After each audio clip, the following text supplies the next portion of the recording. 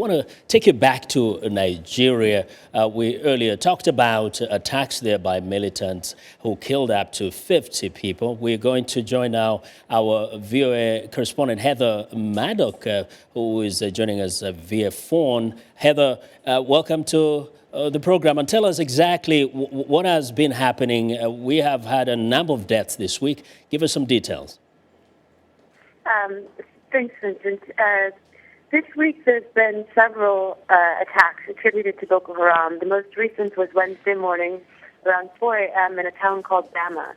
Bama's been hit 4 times in the past 2 years, and many, many people have died. There's been reports of hundreds of homes being burnt.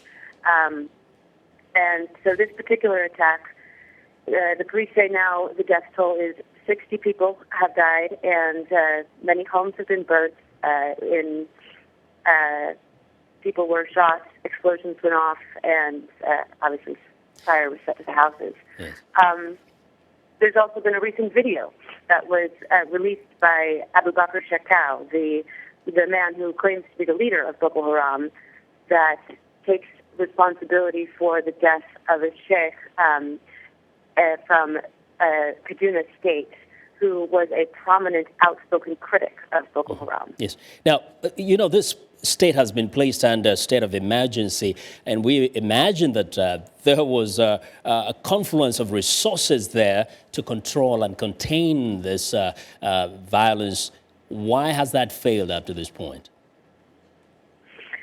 Well, analysts here say that the resources, like you said, are there, and the military has the strength to beat this insurgency, but they don't have the political will, not the military itself, but the government as a whole.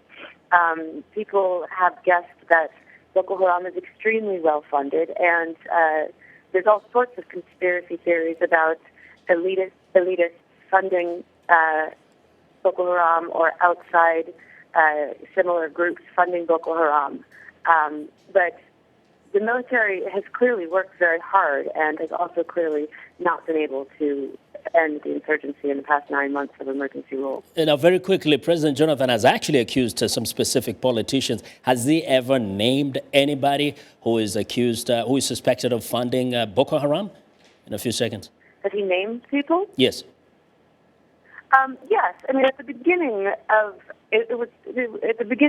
the most around 2012, which is actually the insurgency had begun, but the attacks became that year very frequent and violent and more spectacular, if you pardon the word. And at that time, President Jonathan said, I don't know if he actually said any names, but he did say that there were people in the government and connected to the government that have